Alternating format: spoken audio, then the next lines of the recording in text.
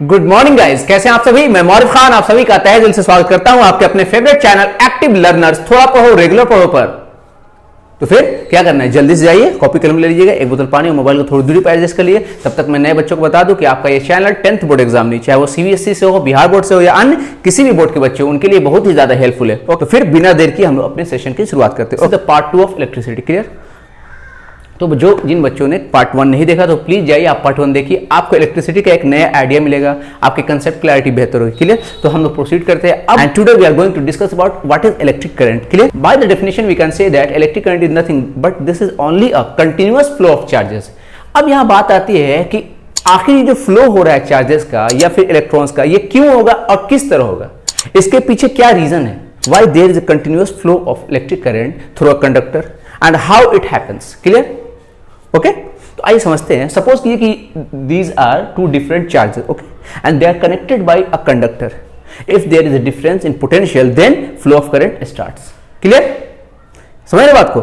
यानी कि किसी भी कंडक्टर से चार्जेस के फ्लो होने के लिए सबसे इंपॉर्टेंट शर्त क्या है, कंडीशंस क्या है कि आपके पोटेंशियल में डिफरेंस होना चाहिए। और पोटेंशियल में डिफरेंस किस तरह हम लोग पैदा करते हैं, with the help of battery. Okay, battery का काम सिर्फ इतना है कि वो पोटेंशियल डिफरेंस को क्रिएट करता है, जिसकी वजह से करंट का फ्लो शुरू हो जाता है। बैटरी के अंदर डिफरेंट टाइप्स का केमिकल रिएक्शंस होता है which carry the flow of charges and in this way electric current. Now, we can define that the electric current is a flow of electric charges, that means electrons, in a conductor. Clear? कोई confusion? Okay? It is denoted by capital I. Electric current is denoted by capital I.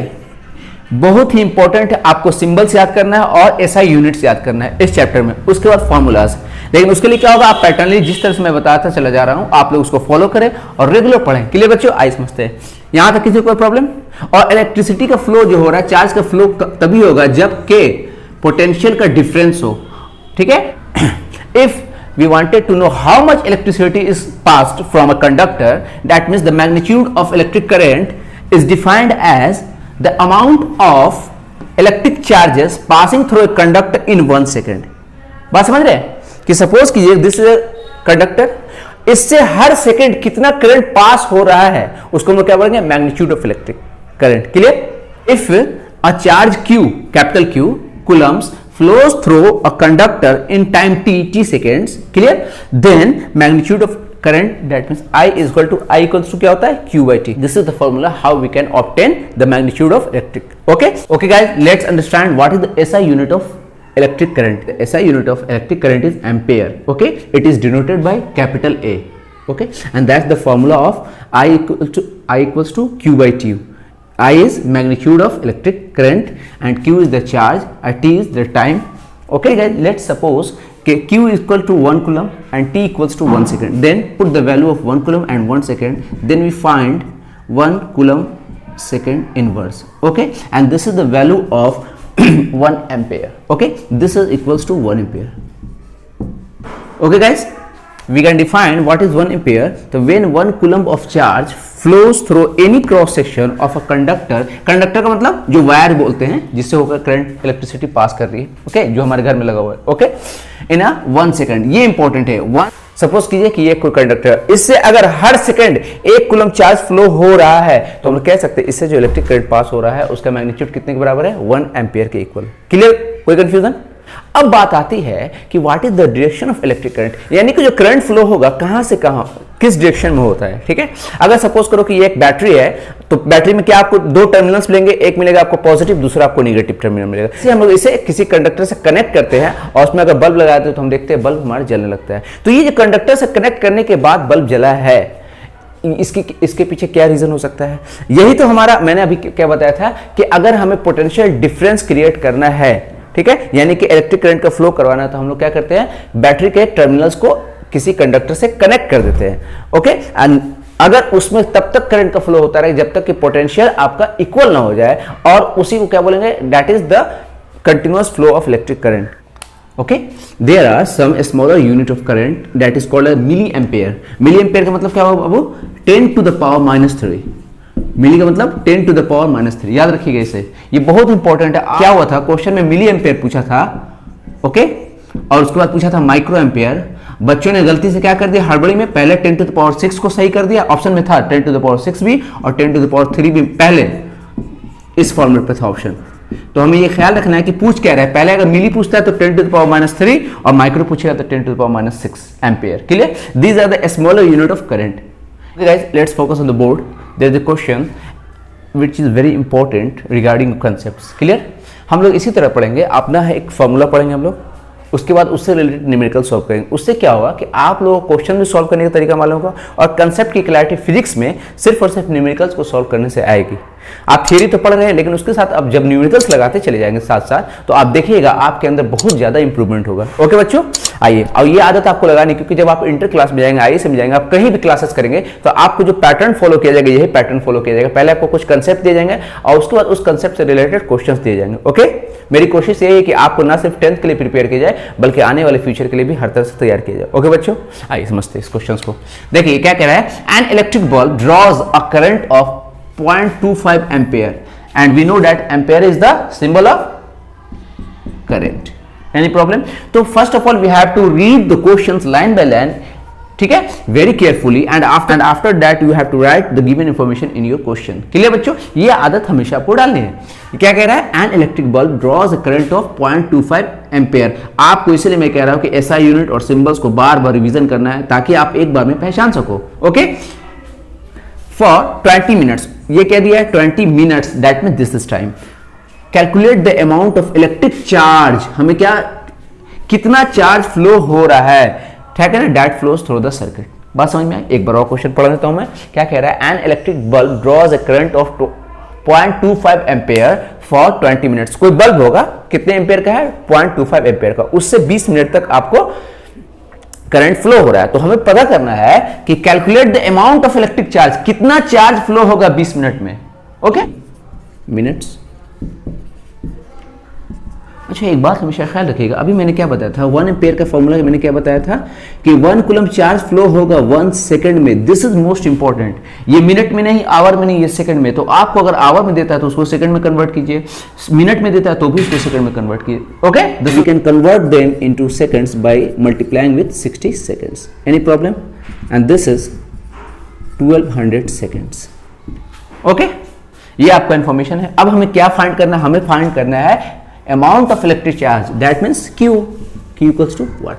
तो आप लोगों को कोई formula याद आ रहा है? जी हाँ, बिल्कुल। with the help of previous formula I equals to Q by T, we can find the value of Q very easily। The purpose of this question is only to make your mind so conscious that you solve such type of problems very easily। Units का बहुत ख्याल रखना है, this is most important। okay, now let's solve this question from T. Okay, हमें क्या चाहिए, Q चाहिए। तो यहां से अगर हम लोग क्यू के वैल्यू को निकालना चाहे तो क्यू इक्वल्स टू क्या हो जाएगा, आई इंटू टी। ये आपसे मैं रिक्वेस्ट करूंगा, जिन बच्चों ने पार्ट 1 नहीं देखा है प्लीज जाइए पार्ट 1 देखिए, ठीक है। ओके, यहां देखिए आई करते हो तो ये क्या हो जाएगा, 100 हो सकता है और यहां से इसको काट दीजिए। और जब इसको मल्टीप्लाई करें तो आपको क्या आएगा, 300 coulomb. And this is your answer. कोई कंफ्यूजन? यूनिट का ख्याल रखना है, बहुत इंपॉर्टेंट है। आपको अभी से आदत डालनी है एक्यूरेसी की, बहुत इंपॉर्टेंट है आपके फ्यूचर के लिए। ओके गाइस, कैसा लग रहा है क्लास? बातें समझ में आ रही है? कंसेप्ट सीखना है, उससे रिलेटेड न्यूमेरिकल्स बनाने, कंसेप्ट सीखना है, उससे रिलेटेड न्यूमेरिकल्स बनाने। और सबसे इंपॉर्टेंट क्या बात है यहाँ याद रखनी है कि आपको डेफिनेशंस याद रखना है, एसआई यूनिट्स याद रखने और सिंबल्स याद रखने हैं। Clear? These are very important.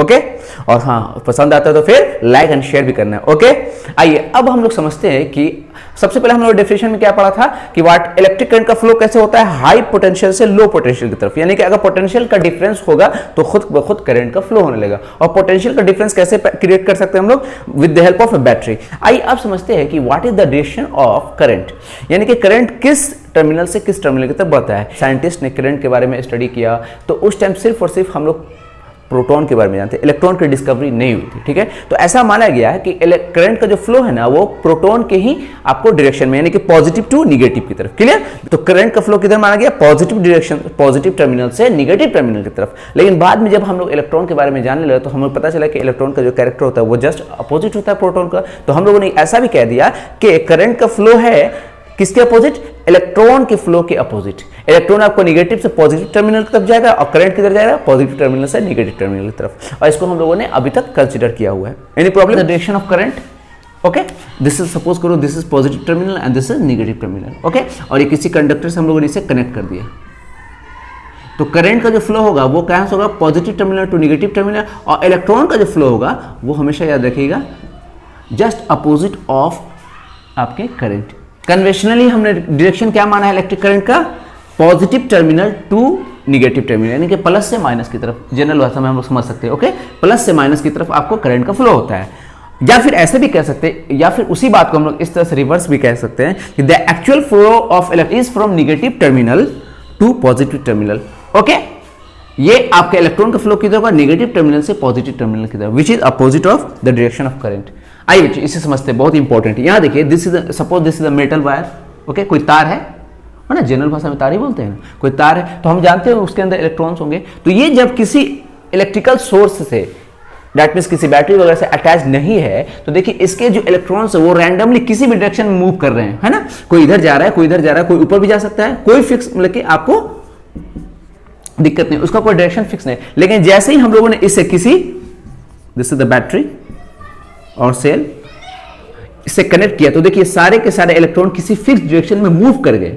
Okay, क्या है यहां जो ब्लैक कलर से मैं शो कर रहा हूं, this is the direction of electric current. तो इलेक्ट्रिक करंट कहां से कैसे आपको मूव करता है, तो इलेक्ट्रिक करंट कैसे फ्लो करेगा, पॉजिटिव टर्मिनल से नेगेटिव टर्मिनल की तरफ। उनका फ्लो किधर से हो रहा है, नेगेटिव टर्मिनल से पॉजिटिव टर्मिनल की तरफ। ओके बच्चों, एक कॉमन सी बात है, आपको इलेक्ट्रिकल अप्लायंसेस का यूज करना है, करंट का फ्लो करना है, तो उसके लिए क्या करेंगे, कुछ हमें उसके लिए कुछ इलेक्ट्रिक सर्किट्स का यूज करना होगा, कुछ पाथवे उसके बनाने होंगे कि हाँ इसको इससे कनेक्ट करना है, इसको इससे कनेक्ट करना है, तो उसके बाद क्या होगा, करंट का फ्लो होने लगेगा और आप हमें क्या होगा, कंटिन्यूअस इलेक्ट्रिक फ्लो मिलेगा।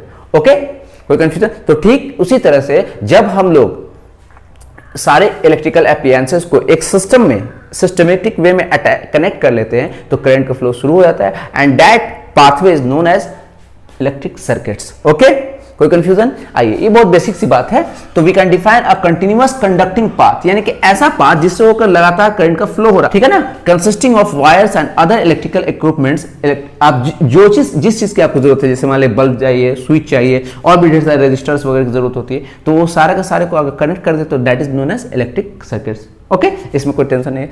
तो हम लोग जब बुक में पढ़ेंगे तो ऐसा थोड़ा कि हर जगह बल्ब लगाते चले जाएंगे, ऐसा थोड़ा हर जगह स्विच लगाते चलेंगे या स्विच लिखते जाएंगे, जी नहीं। उसके लिए हम लोगों ने कुछ सिंबल्स का इस्तेमाल करेंगे कि हाँ ऐसा बना देने पे उसका मतलब क्या होता है, भाई इलेक्ट्रिक करंट हो गया, और उस सिंबल की मदद से हम लोग इस इलेक्ट्रिक सर्किट को शो करेंगे, that is known as circuit diagram. Okay, तो पहले हम लोग सिंबल्स को समझते हैं। आप लोग की भी जिम्मेदारी है, मैं हमेशा कहूंगा, आप मेरी क्लासेस खत्म होने के बाद, जैसा कि मैंने 3 स्टेप स्टडी प्लान में ही बता दिया आप लोगों को कि मेरी क्लासेस आप वीडियोस को लगातार देखिए, बिना स्किप किए देखिए, फर्स्ट टाइम तो बिल्कुल, उसके बाद आप उसको स्पीड पे देख सकते हैं जब भी आपको कोई बात समझ में नहीं है, और कमेंट्स भी कीजिए जो बात समझ में नहीं आती है। लेकिन एनसीईआरटी मेरे क्लासेस खत्म होने के बाद जरूर पढ़ें, ताकि आप लोगों के कंसेप्ट की क्लैरिटी बेहतर हो सके। और हाँ बच्चों, एक बात हमेशा याद रखिएगा, वक्त धीरे धीरे हर रोज एक एक दिन कम हो रहा है, तो आपको मेहनत करनी होगी। मैं आपको सिर्फ और सिर्फ इतना कहूंगा कि आप क्लासेस अटेंड करें और रेगुलर रहें। ओके बच्चों, ठीक है, आइए समझते हैं। There are some symbols regarding electricity. अगर ऐसा आपको सिंबल दिखाई दे, सपोज करो अगर हम ऐसे एक बड़ा टर्मिनल और दूसरा छोटा terminal, this is positive, this is negative, this is called as cell. और अगर मान ले ढेर सारे सेल हम लोग अटैच कर देते हैं, कनेक्ट कर देते हैं, तो this is known as battery. Okay, battery is the group of cells. तो हमेशा ख्याल रखिएगा, ये जो बड़ा वाला सिंबल मैंने बताया ना, दिस इज पॉजिटिव टर्मिनल और दिस इज नेगेटिव टर्मिनल। अगर मान ले और अटैच करना है तो ये पॉजिटिव हो जाएगा, ये नेगेटिव हो जाएगा। तो इससे हिसाब पता चला ना, पॉजिटिव से नेगेटिव टर्मिनल, पॉजिटिव से नेगेटिव, नेगेटिव से positive, also known as rheostat. हम लोग सबके बारे में सेपरेट सेपरेट पढ़ेंगे। This is ammeter, this is voltmeter, this is symbol of galvanometer. इसके अलावा और भी ढेर सारे सिंबल्स है, आप लोग एनसीईआरटी की मदद समझ लीजिए, वो बेसिक है, वो आप समझ जाएंगे। Let's understand what is the difference between ammeter and voltmeter. This is very important regarding examination purpose. Okay, ammeter is an instrument which is used to measure current, okay, और electric current. Clear? यानी कि एक ऐसा instrument है जिससे हम लोग पता कर सकते हैं, जिसकी मदद से हम लोग पता कर सकते हैं कितना इलेक्ट्रिसिटी पास हो रहा है, ओके, या फ्लो हो रहा है। ये हमेशा सीरीज में कनेक्टेड होता है, it is always connected in series. इस बात को ख्याल रखना है, ठीक है। अभी मैं आप लोग आगे बताऊंगा what is series and what is parallel, okay. ये हमेशा अभी सिर्फ याद कर लीजिए, गेट बाय हार्ट कर लीजिए। ये हमेशा कैसे हम लोग इसे कनेक्ट करेंगे, सीरीज में, ओके। और इसका जो रेजिस्टेंस होता है बहुत ज्यादा लो होता है, 0 के बराबर, ओके। सब ये सारे टर्म्स आपको आगे समझाए जाएंगे। अभी फिलहाल आप इसे क्या कीजिए, याद कर लीजिए कि ऑलवेज कनेक्टेड इन सीरीज और resistance is very low. Clear. और ये जो है करंट को किस में नापेगा और करंट को किस यूनिट में मेजर करेगा, एम्पियर में। Okay, current is measured in ampere. कोई confusion? In the same way what is voltmeter? An instrument used to measure potential difference. कोई कंफ्यूजन? इसको हमेशा कैसे हम लोग कनेक्ट करेंगे, पैरेलल। ओके, इसका जो रेजिस्टेंस होता है बहुत ज्यादा होता है, वेरी हाई, और ये पोटेंशियल डिफरेंस को किस में मेजर करता है, वोल्ट में। कोई कंफ्यूजन?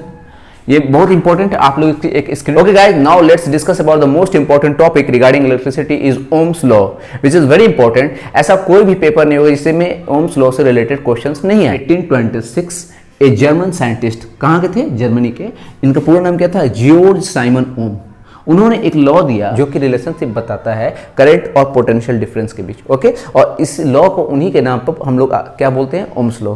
तो we can say in brief we can say that Ohm's law is the relationship between potential difference and current. Okay, अब आइए अब उसे और थोड़ा हम लोग डिटेल में समझते हैं। Now let's understand what is Ohm's law.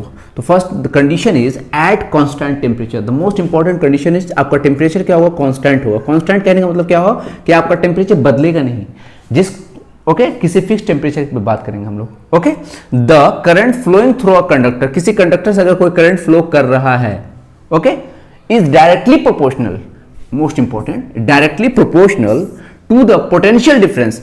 इनके बीच का जो भी पोटेंशियल डिफरेंस रहा होगा उसके डायरेक्टली प्रोपोर्शनल होता है आपका करंट का फ्लो। आप करंट का मैग्नीट्यूड जितना ज्यादा बढ़ाएंगे, यानी कि जितना ज्यादा आप मैग्नीट्यूड बढ़ा रहे हैं वोल्टेज उतना ज्यादा होगा, है कि नहीं? कोई कंफ्यूजन, बात समझ में आ रही है? अगर इसे मैथमेटिकली हमें शो करना हो तो कैसे शो करेंगे, मान लो कि कोई if I is the current flowing through a conductor B. Okay, I क्या है आपका, कोई करंट है जो कि किसी कंडक्टर से फ्लो कर रहा है, and V is the potential difference और वोल्टेज अक्रॉस इट्स एंड्स। ये प्लस है, ये माइनस है, करंट का फ्लो हो रहा है। ये सपोज कीजिए आई करंट फ्लो कर रहा है किसी कंडक्टर से और इसके बीच का पोटेंशियल डिफरेंस क्या है, भी है। तो क्या रिलेशनशिप होगा कि ये जो आई होगा, ये करंट होगा ना, पोटेंशियल डिफरेंस का डायरेक्टली प्रोपोर्शनल होगा। तो इसे हम ऐसे शो करते हैं, I is directly proportional to V. This is also written as V is directly proportional to I. Okay बच्चों, आइए समझते हैं। अभी हम लोगों ने ओम्स लॉ से क्या सीखा कि I is directly proportional to V, which is also written as V is directly proportional to I. कोई कंफ्यूजन? इंपॉर्टेंट बात क्या है कि टी जो है वो हमेशा कांस्टेंट रहेगा, है ना, टी कांस्टेंट होना चाहिए, टेम्परेचर कांस्टेंट होना चाहिए। ओके बच्चों, अब हम लोग जब इस डायरेक्टली प्रोपोर्शनल हटाते हैं, इक्वल का साइन लगाते हैं, तो एक और कांस्टेंट का इस्तेमाल करेंगे, that is capital R. Okay, आइए समझते हैं कैपिटल आर क्या है। आर क्या है? R is resistance. इसके बारे में हम लोग डिटेल अभी पढ़ेंगे, अभी फिलहाल सिर्फ इतना जान लीजिए, आर इज रेजिस्टेंस। अब अगर हमें सिर्फ आर की वैल्यू पता करनी है तो R is also written as V by I, लिख सकते हैं। कोई कंफ्यूजन? कभी कभी आप लोगों को ये ट्रायंगल फॉर्मूला आपको देखने को कहीं मिलेगा, इसको गौर से समझ लीजिए। ये भी है, ये आई है, ये आर है। कोई कंफ्यूजन? तो देखिए V equal to R into I, clear, R equals to V by I, और in the same way I equals to V by R लिख सकते हैं। तो इसको आप लोग एक ट्रिक समझ सकते हैं, ट्रिक के तौर पे इसका इस्तेमाल कर सकते हैं। अगर आप कंफ्यूज हो रहे हैं तो फिलहाल आप फोकस इस बात पे कीजिए, फिर उसको भी आप साइड में नोट कर लीजिए। तो now let's define what is R. हम लोग आर को ऐसे भी डिफाइन कर सकते हैं, R is the ratio of potential difference and current. बच्चों, और इस कंसेप्ट से हमें और क्या क्या रिजल्ट मिलते हैं, इसे बहुत कंसंट्रेशन के साथ सीख लीजिए, समझ लीजिए। देखो बच्चों, क्या लिखा हुआ, are equals to V by I. That means R is directly proportional to V and R is inversely proportional to I। ये ख्याल रखिएगा, ठीक है ना। इसको आपको देखो बच्चों, इसको आपको हमेशा याद रखना है। नीचे है ना, तो R is inversely proportional to I और R is directly proportional to V। कहने का मतलब क्या है कि पोटेंशियल डिफरेंस डायरेक्टली प्रोपोर्शनल होगा आपके रेजिस्टेंस का, और रेजिस्टेंस इनवर्सली प्रोपोर्शनल होगा करंट के। मतलब अगर आपका रेजिस्टेंस ज्यादा है तो करंट की फ्लो स्लो हो जाएगी। ओके, रेजिस्टेंस अगर कम है तो करंट तेजी से फ्लो करेगा। इन द सेम वे अगर रेजिस्टेंस ज्यादा है तो आपका पोटेंशियल डिफरेंस भी ज्यादा हो जाएगा। बच्चों, इससे और एक बहुत इंपॉर्टेंट बात पता चल रही है कि ये जो आपका करंट फ्लो कर रहा है, ये दो और इंपॉर्टेंट फैक्टर्स पर डिपेंडेंट है। किस पे? आपके पोटेंशियल डिफरेंस पे और फिर कंडक्टर के रेजिस्टेंस पे। क्लियर? देखिए बच्चों, सपोज कि ये कोई कंडक्टर है, ओके, और इससे करंट का फ्लो हो रहा है, दैट मीन्स इलेक्ट्रॉन का फ्लो हो रहा है। तो ऐसा थोड़ी कि सारे के सारे इलेक्ट्रॉन एकदम एक ही बार में एक डायरेक्शन में मुड़ जाएंगे, नहीं। कभी कभी ऐसा होता है एक इलेक्ट्रॉन दूसरे इलेक्ट्रॉन से टक्कर खाने लगता है, या फिर किसी एटम से आयंस भी तो इसके अंदर प्रेजेंट हो सकते हैं, या फिर जिस मटेरियल से ये मिलकर बना उसके भी तो पार्ट्स हो सकते हैं, उससे उसमें टक्कर होने लगती है इलेक्ट्रॉन्स का, और उस टक्कर की वजह से इलेक्ट्रॉन के फ्लो में क्या होगा, ऑब्स्ट्रक्शन पैदा होगा, अपोजिशन हो रहा है, तो उसकी वजह से क्या होगा, करंट के फ्लो पे असर पड़ता है। दैट मीन्स करंट का फ्लो कुछ कम हो सकता है, एंड दैट अपोजिशन और that property is known as which opposes the flow of current is known as resistance. Clear, बात समझ में आई, कोई कंफ्यूजन? तो वी कैन डिफाइन के the property of a conductor, this is the property, ठीक है ना, किसी कंडक्टर की प्रॉपर्टी होती है due to which it opposes, ये रोकता है the flow of current through it, यानी कि खुद से करंट को पास करने से ये रोकता है। कहने मतलब रुकावट जो होती है ना, जो ऑब्स्ट्रक्शन पैदा हो रहा है, that is known as resistance of a conductor. Okay, तो we can define the property of a conductor due to which it opposes the flow of current through it is known as, या it is called as resistance. It is denoted by capital R. We can define, okay, mathematically we can define R is equal to ratio of potential difference and current. Okay, and what is the SI unit of resistance?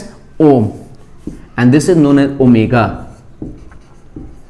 ओम को हम लोग कैसे represent करेंगे, ऐसे लिख दिए मतलब ओम, ठीक है, and this is the SI unit of resistance. Clear, इस बात को बहुत ध्यान से समझिए।